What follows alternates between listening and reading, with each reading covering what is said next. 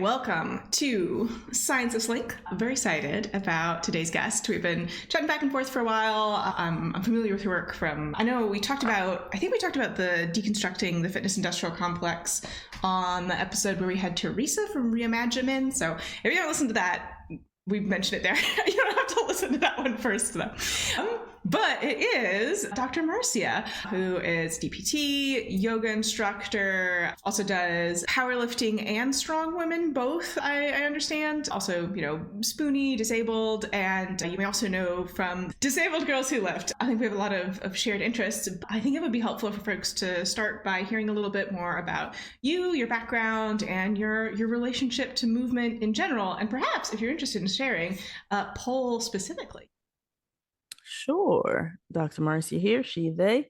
I am a physical therapist, been a doctor of physical therapist for a solid decade.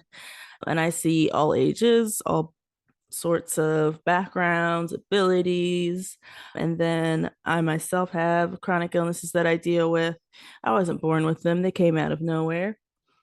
After I started PT school. So that really started shaping the way I thought about movement and enjoyed movement way differently. Unfortunately, medical healthcare is very us versus them. It's very, anything bad happens to somebody, it must be their fault. So I did a lot of unpacking, unlearning, and rewiring when it comes to movement and things that are in our control and things that aren't. That's called healthism, by the way. Like everything is not individually in our control. I did have a question. Can we curse? Oh, yeah, absolutely. Yeah, shit happens. So we can't, everything isn't our fault. You can do everything right? Whatever you consider to be right, eating vegan, going to church every Sunday, or, exercising an hour every day, and something you could still get hit by a truck. You could still have a history of Alzheimer's in your family. Like it's not a moral failing to be unwell. So that's something I had to unlearn and unpack. And so I just take that with me in my movement and I do whatever feels good. So my current season, feeling good. I have not done a powerlifting meet competition in a while. I've done a strongman competition locally here in Richmond just for funsies. But I just fell into actually Lindy Hop swing dancing and pole dancing. Literally just, I never thought about it. I just walked by and the swing dancing popped up on my feed, and then the pole dancing, I just walked by Kinky Cardio on an art walk, and I was like, this sounds like fun. And so I did it. That's how I'm approaching life these days. And that's what I really encourage most people to do. It's not punishment. It's not to earn calories. It's not to look a certain way. It's not to gain an ability. It's for fun. We're just playing. I think that's such a great ethos to bring to movement in general. And Kinky Cardio, and by the way, they're a studio that's local here to Richmond, where I am. I think that also the shift that you were talking about, this can be a challenging discovery for some folks, and my hope for everyone is that we can all do the work to unpack these feelings before it becomes critical that we address them. But that, I think a lot of it comes back to Puritanism, right? That idea that, like, if you do enough good health works, you can magically be healthy forever. And anyone who is unhealthy, it's obviously their fault. And, like, that's a way that you can construct your worldview to make yourself feel safe. And I think it's just built, unfortunately, on a foundation of inaccurate beliefs about bodies. But, once you take away that, like, I am exercising to stay fit forever, right? And be like a super healthy 90-year-old, and that's my plan, and I'm going to get there by being quote unquote good. And, why do you move? Why do you move if you're not, putting quote money in the bank in terms of your health and well-being? Well, that's a chore. yeah, absolutely. Well, the foundation of all of those things, and that's something that's talked about in the deconstructing book, and it's something that I start my book off with, because if we're not talking about it, then that was a useless discussion. But the foundation is white supremacy, honestly, because they said this is the ideal body: tall, able-bodied, thin, white European looking man, period. And so anything that diverges from that has to have a reason it must be wrong, right? So this is why everybody has stereotypes. And if you're disabled, it's because you're lazy, you didn't eat right, you drank too much soda, da da da da da. Like even diabetes, people still think that diabetes is 100% within your control and caused by your choices. You know what I mean? But that's where that comes from. They have to tell us something is wrong with what's not the ideal so we can keep striving for the ideal, because not only is it profitable, it also keeps us in control, because now we're busy thinking about how do I get there instead of just frolicking. Yes, absolutely, absolutely. Bringing frolicking mentality to your movement practice. Oh, Yeah, frolic like a motherfucker. absolutely. And just really quickly before we move on, I know it's not like your sort of central focus anymore, but I think folks might be interested. What's the difference between strongman / strongwoman and powerlifting for folks who are maybe like, those sound cool. I'd like to be strong. Sure. So we're talking about the general realm of strength sports. So we could call those strength sports, right? So there could be something like CrossFit, which is barbell, high intensity, more like, I don't want to call it HIIT, but it's like cardio, endurance, picture sweaty, out of breath, CrossFit, right? And then you have powerlifting, which is barbell only. You don't move, it's in one spot. Squat, you bench, you deadlift. That's it. And you try to lift as much as you can at the competition. You don't have to compete. You could just lift and feel strong and be strong and choose variations that carry over to pole, honestly. And then strong man or strong woman, strong person is kind of a combination of both of those. And so historically speaking, it could be anything. So it could be pulling a truck, it could be carrying rocks, it could be rope pulls. It could be, there's this apparatus called a yoke, which is just like a metal bar in the shape of an H. And for some reason, we stand under it and carry weight. It's just dumb stuff. Like, it's just great. It's awesome.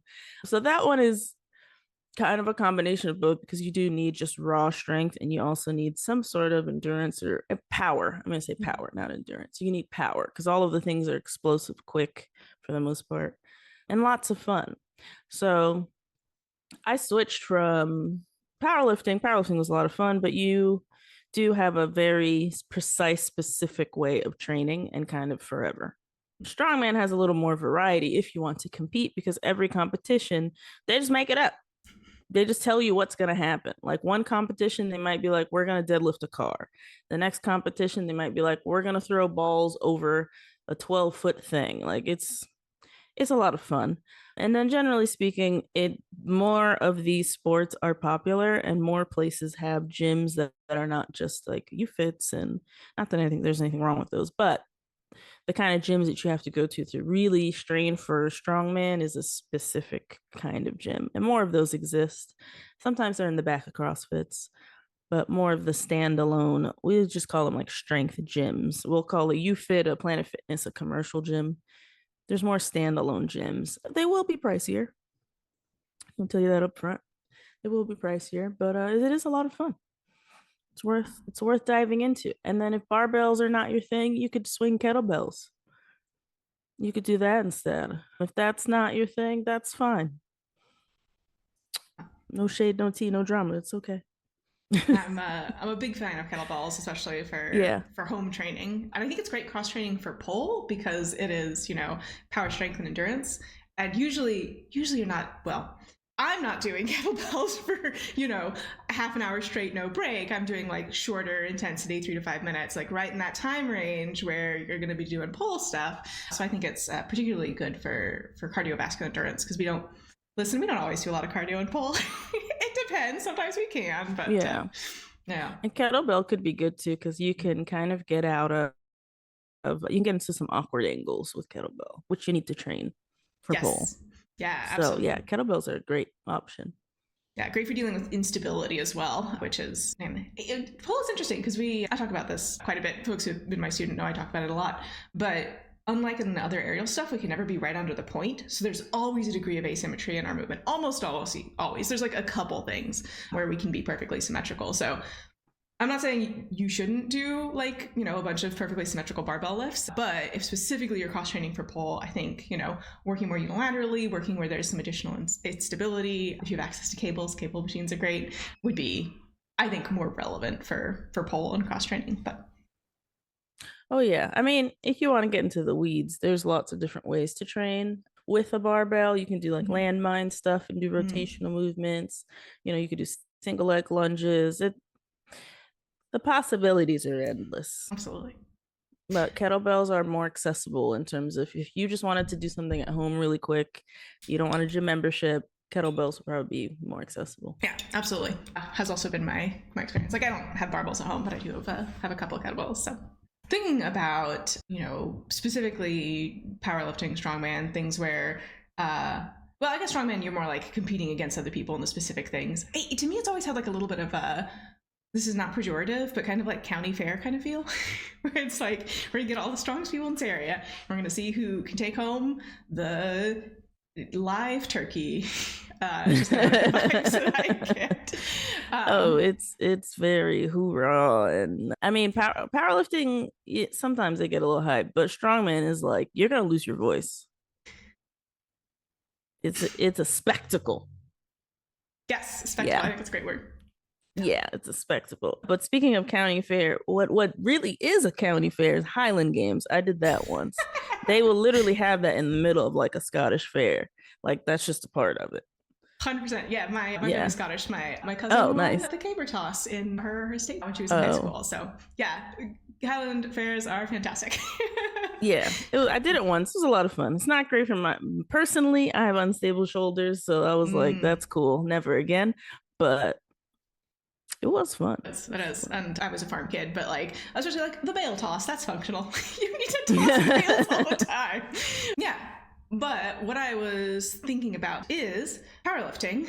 So this is, I'm drawing a parallel here with pole. Powerlifting, right? I think that, like with a lot of pollers, a lot of people get into weightlifting, you see that sort of switch from like, I'm not thinking just about how my body looks, but what I can do, right? And my ability. Yes. And I think it can be beneficial to not necessarily completely focus on aesthetics. I mean, unless you're doing bodybuilding, in which case that's kind of the thing that you are doing. Yeah. And there's obviously an aesthetic angle to pole, but I think the dark side of switching to that focus on ability and like, I feel good about myself because I can do all these cool things and I'm learning new things and I'm making progress, right? And, I'm seeing my numbers go up if I'm powerlifting, right. I'm learning all these new tricks, is if that's what your identity is, if that's what gives you your sense of like satisfaction and self-worth, what happens when that stops happening, right? What happens when you plateau? What happens when you get injured? What happens when you become disabled, right? Because we're all going to become disabled at some point. We're all temporarily abled. So it's going to happen. And what happens to you then, right? And I think this is a journey that you in particular have been on in your life. So do you want to speak on that? Absolutely. And that is a great point. I will say when talking about barbell stuff, I forgot to talk about Olympic weightlifting. That's a whole different set of movements. That's something different, but you also stay in one place. That's really great for explosive and power and all that good stuff. Anyways, but back to the question. So when it comes to movement, so we already got away from, all right, we're not going to tie this to aesthetics, but then you might shift to ability, and that's not as great either. And I can say that in all of the movement things that I've taken part in, I can see where that has failed people. So in powerlifting, for example, somebody might have a meet, they didn't sleep well, they had a food poisoning, something happens, and then now they feel embarrassed. They're at the competition crying because they didn't get their squats. They leave, and then they put a whole essay, monologue, soliloquy on their Instagram about it, and then like cry for a week, and then they lose followers, and then that makes them even sadder. And then it's just like, girl, what are you doing? But I've also seen that in pole. I've seen that in pole where somebody has come and they're a part of the community. They're in the group chat. We're taking classes, and then they disappear. And then they come back expecting to be able to do the same thing, and then they can't. And then they disappear. Well, I'm just not seeing any progress, and I just don't want to do this anymore. Same shit. Like, what is the progress? What do you mean by that? Because if you mean you're not seeing progress in achieving a physical movement, like you got to do the movement to get it, right? You have to have the capacity for the movement to get it. So like logically speaking, that doesn't make sense. So what is the progress? That things didn't go well for you? Is that what you're actually measuring as progress? That things always move forward? because that's dumb too. Like, that's a silly thing to do. So tying to aesthetics and tying to the idea of everything is always up, you're just setting yourself up for failure, not success whatsoever. So yeah, it is, you have to be very mindful about, like you said earlier. So why are you moving? What is it for then? Because if it's a chore, like, you could do something cheaper. Absolutely. You can go run outside for free. Okay. So why are you here? Yeah, I think that's a great question. And I think that, everyone's answer is going to be different. But we talked about like 3 things that I think neither of us would recommend people use as their focus. So like strictly, I got to learn new stuff. I got to constantly be getting better. I got to win things, right? Line goes, up and to the right, kind of infinite growth, capitalist mind worms. That's going to betray you. That will betray you sooner or later. It will. Focus on aesthetics, right? Like, usually aesthetic appeal includes being young. Listen, you're going to age. Again, that will betray you. And then focus on sort of like, if I'm healthy enough, if I do enough good behaviors, I will be rewarded with good health. And again, that's going to betray you as well, right? Like your body will not always be perfectly healthy. That is not a reasonable expectation to have of yourself. And it's going to make, when inevitably you have health issues, it's going to make them worse because you're also going to feel like they're your fault and you're going to blame yourself, and then you're going to have the emotional component on top of the physical component, and you're not going to be able to really focus on taking care of yourself because you're too busy being mad at yourself, blah, blah, blah, blah, blah. So those are 3 things that I think both of us would be like, not the best motivation, maybe. Don't do that. Yeah. Don't be mean to yourself. Stop right? it. But given that, okay, so those are like the don'ts. What are some of the do's? What are the things that like you're like, yeah, this is a sustainable motivation that I would recommend? I think you've already brought up one, which is frolicking, right? Having a good time. I'm just here for the vibes. Yeah. And so this is something else I talk about in my book. Like, sometimes you might have something that is just for the vibes, and sometimes you might need to do chores for the vibes, right? Mm-hmm. So like for pole, like it's just for fun, but I'm gonna have to do some boring stuff to make sure I could still do it safely. Like, that both of those things exist. That's fine. But the ultimate end game is, I want to have some fun. So yeah, frolicking. In the same vein, just release, right? Something that you can just use as expression, whether it's like artistic expression or just working through emotions that are living in your body. But I kind of put that in the same category as frolicking. Yeah. I think for me, I tend to approach those slightly differently, because I have burned myself out very badly in the past. And so for me, there is like a functional component of like mental health, self-care, and wellness. And if any of y'all are struggling with burnout, I'd recommend the book Breaking the Burnout Cycle, which talks about like a lot of the research on burnout. And one of the things is like, if you have like a big cortisol spike and you're like, we're threatened, you have to move your body to help yourself be like, okay, we've dealt with the threat, and sort of move through that process. And then of course, just fun and enjoyment and feeling good, which is like an important thing that you need in your life. Pleasure is important. Like, yeah. We were talking about this in class the other day, and almost no one had heard of this, but if you happen to have a clitoris, if the clitoris receives no stimulation whatsoever, it atrophies. Like, it disappears, basically. Don't use it, you lose it. Yeah, absolutely. And, our capacity for pleasure is a thing that we can lose in a very real physical sense. The way that I framed the frolicking too, it comes from, one, I work with all ages. Yes, I work with kids. And then also comes with a conversation that a line that somebody brought up at one of my book events. It was at a bookstore, just like open discussion. And it was a similar conversation to this. And one person raised their hand and they were like, everything that we're talking about right now, didn't we used to just call this play? Like, weren't we just kids and they just opened the door and said, do something? And we did. And that's true. We're just playing. We're just playing, y'all. And then the thing is about play is that it is very functional for kids. Kids learn social skills in play. Kids learn emotional regulation in play. They learn, it's my turn, it's your turn. We wait, we take turns. Oh, she's hurt. She looks sad. How do I approach this? Or, oh, I like the way my body feels on this swing. I don't like the way it feels on that. Like, it is functional. You are learning through play. You're expressing through play. You're emoting. You're going through all of the things freely. And there's not really much of a format for that in our lives, right? It's work, make money. It's school, study. It's go. It's even driving, right? Get to the place. Let's go. Be on time. We're late. It's rush hour. Hurry up. There's very little time.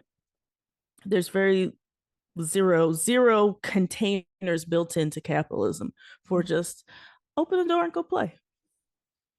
And so when I say like frolic, when I say, you know, we're just playing, we're just hanging out, we're here for vibes, like that's the picture that I have. Like you got your 4-year-old daughter, nephew, cousin, whatever, and you're like, this kid needs to go play outside. Let's go. That's what I'm talking about. Like we need to go.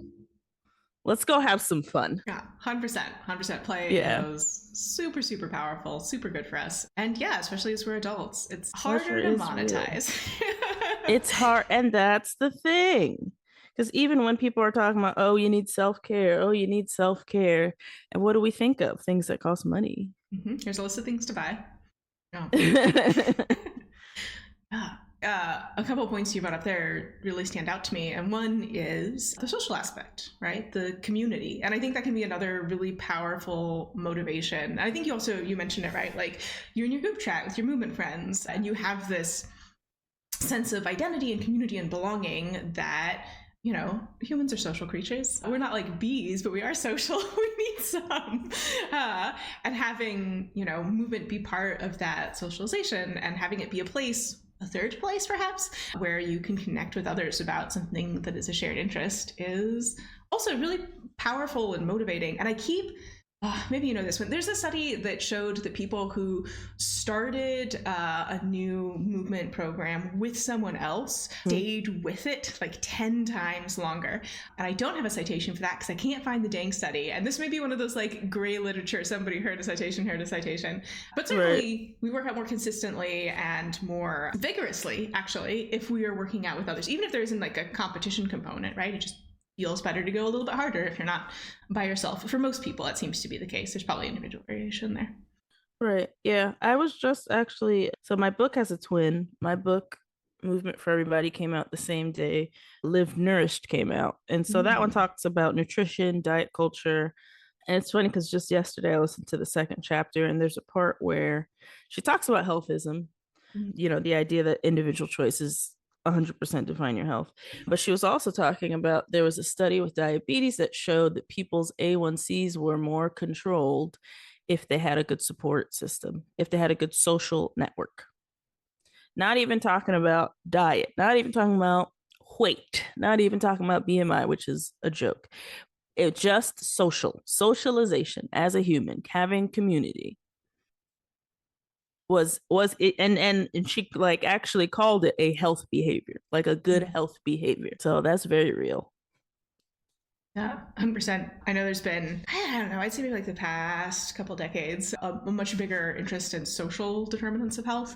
And I don't know, social scientists get a lot of flack. And as someone who's trained as a social scientist, it's real, y'all. People and their connections to other people are actually a meaningful, tangible thing that's important. And seriously. Might talk about a couple other studies sort of relating to this in the episode I did about motivation and pole dance, because one of the things I was like is don't do it alone. have a people's one or more that you can connect with, particularly if you're working at home, right? So you can have that support. Yeah, and it's always nice to have people hyping you up because sometimes we get a little overly critical. Yes. And it's good to have somebody to be like, be quiet. That was great. Relax. Simmer down. Take it down a notch. You look great. Or you'll get it next time. It's not that serious. It's always good to have one of those in your corner. Yeah, absolutely. Yeah. The other thing that you mentioned that sort of like sparked something is you mentioned playing on the swings. And I know when I first reached out, we were chatting about the vestibular system a little bit. Super important for pole. I mean, super important for your life, but I would say that the stresses that pole places on your vestibular system are greater than the general just sort of walking around doing, you know, Western industrialized, educated, whatever R stands for, democracy stuff. Yeah, the term for psychology weird. I always forget what the R stands for. Anyway, R. Yeah. So do you want to talk a little bit about A, what is the vestibular system? B, what sort of like general, stuff can you do that is good and or bad perhaps for it? Anything else you want to bring up? Sure. So first, what is the vestibular system? So we don't really have to get into the weeds of the anatomy to understand what's happening there. We really don't. It's just the concept is there's fluid in your inner ear, and that tells your body whether or not you're upright. That is really it. That's the simple part of it. And so it sounds like witchcraft. It really does. It sounds weird. But the example that I give is, well, have you ever been on a boat and then you get off the boat and all of a sudden you feel weird? Why is that? Or, do you ever read your phone while you're in a bumpy car ride and now you're nauseous? Why is that? Well, that's your vestibular system. And so everything in our bodies operates checks and balances, feedback systems, nothing by itself. So your vestibular system is specifically speaking to your inner ear and the nerves and whatever that connects to that and the feedback. It connects to the muscles that hold you upright. But what gives that information?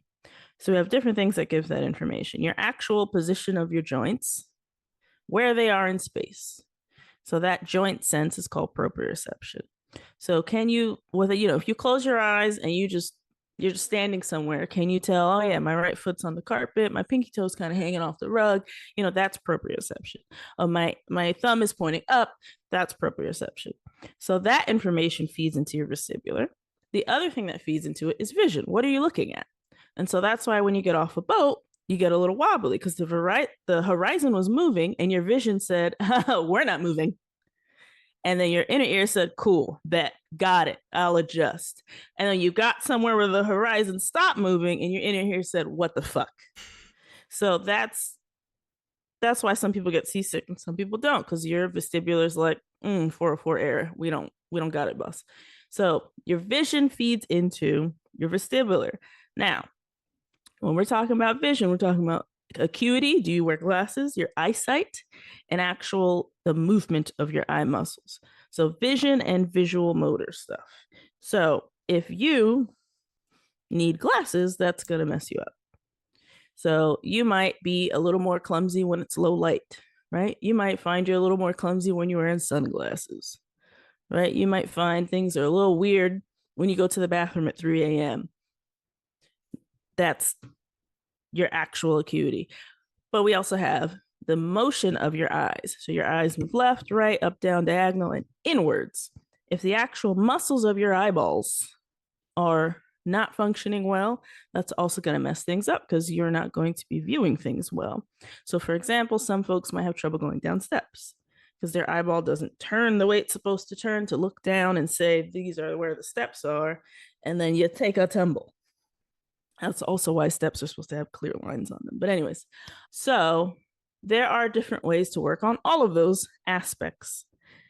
Joint sense you can work on, balance exercises, varying the surface that you're on, right? Maybe you're on something soft. Maybe you're standing on a leg. Maybe you're kneeling. Maybe you're holding something. And that could be worked into kettlebell work. That could be by itself. That could be pole warm-ups. There's a lot of ways to work that in. But just think, generally speaking, balance. That's the joint sense. The vision, wear glasses if you need them. That one's really simple. But the visual motor stuff, that's when you're going to get into eye gaze exercises. So if you just Google vestibular eye exercises, you'll find stuff. But generally speaking, it's going to be like staring at pens, moving the pen, moving your head. It's going to look like witchcraft again.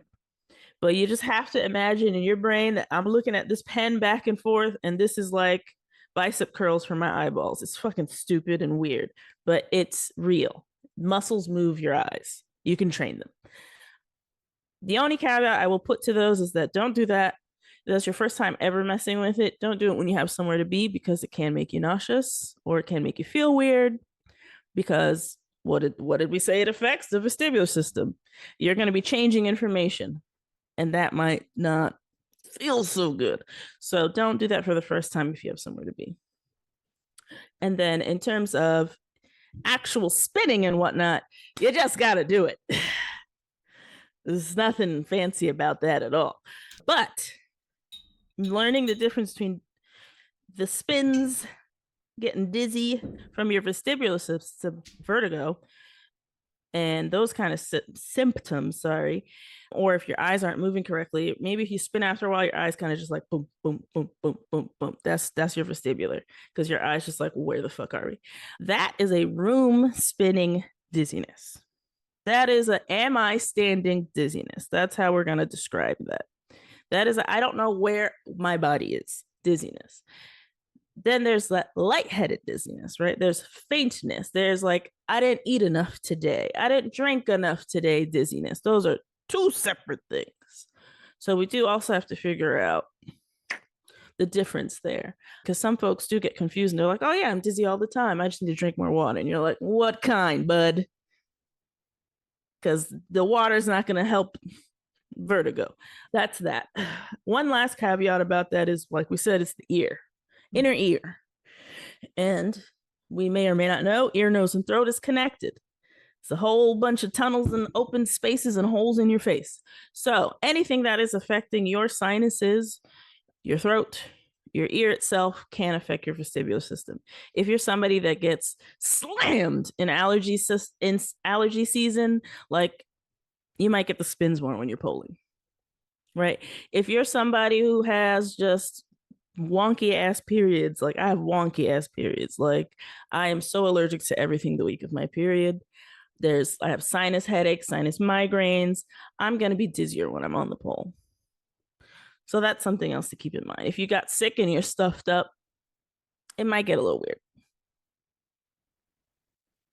Yeah. Also, if you fall off the pole and hit your head, make sure you don't have a concussion, number one, and also that could make you knock some crystals out of your ear a little out of whack. Yeah. Yeah. I had a friend of mine who had, I guess he just like rolled over, especially weird when he was sleeping, but like he woke up and the crystals had moved around. He had to do the maneuver to get them back in. So if you have like sudden like super acute vertigo, hey, see a doctor. Talk to a doctor. And sometimes it could be just, a very clear-cut thing. Like I just gave you examples, right? I'm on my period, I'm gonna be more dizzy. It's allergy season, I have a cold, I have a cough, I'm more dizzy. I've never really done spinning before, I'm gonna be more dizzy. Sometimes it's just a fluke. We don't know why. And then sometimes we might even be unlucky enough that is a lifelong condition. It's something we're just gonna deal with. Right? For some of us, it's a passing, fleeting moment. For some of us, it's always something to worry about. No. So see a doctor. Yeah, absolutely. And physical therapists also help with that as well. Just make sure that when you seek out a physical therapist, they are familiar with vestibular work. That's all. Yeah, I know you mentioned hormones. I've also noticed in particular folks who are going through menopause or perimenopause. There are many pauses. Many times that you want to say what the fuck. So many pauses make sense. Yes. Also may, mess with your sense of location, might get more dizzy. Or also, this could also be sort of like deconditioning, vestibular adaptation, but folks who are coming back to pole after having had a child tend to need a little bit longer to, get back in the spin of things, as it were. And that's just my observation from teaching. So. Oh, absolutely. I think, and this goes back to white supremacy, honestly, but I think we really undercut and undersell the event that is childbirth and pregnancy. Your body is choosing the child every time. You could lose teeth, you could lose hair, like that. Just because, some of us personally know people that have babies and things like just seem fine. Like, there's a lot happening. And no matter what, your body is like, we're going to make sure that baby lives. Fuck you. Like, so once that baby is gone out of your body, that's not over, right? You still got to feed, even if you're not actively able to breastfeed, chest feed, like you're still 100% not sleeping through the night, dedicated to this baby. So I think we really undercut the physical endeavor that is childbirth and pregnancy. Your body's going through it. You can have carpal tunnel just because of that. You can get diabetes just because there's a baby in you. So The vestibular having the spins as a part of that totally makes sense. Your joints could be more unstable. It's a huge event. Yes. Yeah. That's something I think about a lot cross-culturally, is like how many, I shouldn't say all European cultures, but the European cultures that, became the core of global white colonialist supremacy don't really have like a idea of sequestration after pregnancy and childbirth, and it's super common cross-culturally in other places in the world. Oh yeah, but we just sort of like, that's true. Be a good little worker and go back to work. I don't see what the problem is. Yeah, I don't see what the problem is. Pop out the baby, let's go, keep it moving. Yep. Let's go, have another one. Are you gonna have another one? Are you gonna have another one? Just one? You gonna have another one? They can't be alone. Like, it just, what do you mean? I just got here. Yeah, it's nuts. So yeah, if you are making an entire human from scratch, that's a huge endeavor. I don't care what society has taught you, man.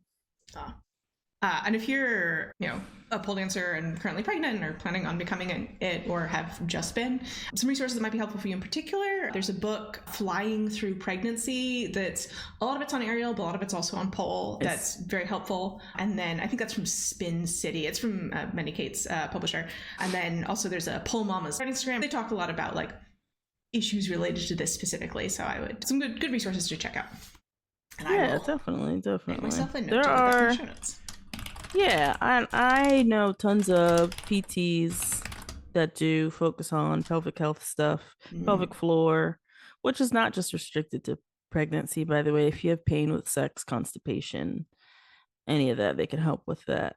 Also, there's a book that came from my publisher. I can't remember who wrote it right now, but it's like Yoga for Pelvic Floor, postpartum specifically. So that could be a good resource as well. Yeah, definitely. Some good things to check out. And if you're, like just what we talk about, you don't have to exercise alone. You don't have to do things by yourself. You can absolutely get support. And I know it can be a very isolating time. And if you have capacity to get help, don't not do it. I don't know. That's my gentle, urge to you. It's a tough time. It's a tough time. Yeah. I mean, if you're in the position that you are planning the endeavor, then that's amazing, because you can hopefully plan ahead and say, well, I know all the things I'm going to need, and I know who I can ask for what and what I could work into it. But, that's not the case for everybody, obviously. Well, I'm going to make sure I'm respecting your time, because I know you got a lot of stuff going on. And I want to make sure that folks know we've mentioned your book a couple times. So can you tell us a little bit about your book and your podcast? And I know you've got like a great YouTube channel. It has a lot of free resources. For pole dancers in particular, there's a playlist on wrist and hand exercises I'd recommend. Very relevant for us. But where can people find you and learn more? Sure. So my platforms are Move with Marcia. So that is Instagram, TikTok, YouTube, Threads, and YouTube has tons of follow along flows, exercise tutorials in different positions. So you can check that out. And then the book is called Movement for Everybody. And so the book is part exercise, part workbook. It says physical exercises to work through and also mental. So there's journaling and there's movement. There's a little reading, a little thinking, and then a little movement in each chapter. And the aim is not for anyone to just use that, oh, this is just a book of exercises. No. This is a book of how am I going to get through this journey of figuring out how to make movement work for me in a way that divests from capitalism, white supremacist ideals and all of that. So that's the vibe. So you can get that wherever books are sold or loaned. If you don't have money, that's fine. Get it from the library. The library doesn't have it, that's fine. Request it and tell them they need to have it. That's a thing you can do. Libraries have, yes, and libraries have ebooks and audiobooks. It is available in audiobook form. I mean, most folks like the pictures for the movement. I also recorded videos to go with all the movements just in case, cover all the bases. So everybody has the learning format they are most successful with. Yeah, well, sounds like an amazing resource, and I'll make sure links and everything are in the show notes so you can go check it out. And also, I mentioned this a couple times, the Deconstructing the Fitness Industrial Complex. Really great, thought-provoking set of essays, and yes, I think it's a great book. Helpful. I think it's helpful to think about social systems and where we fit in them and how our actions affect change or don't.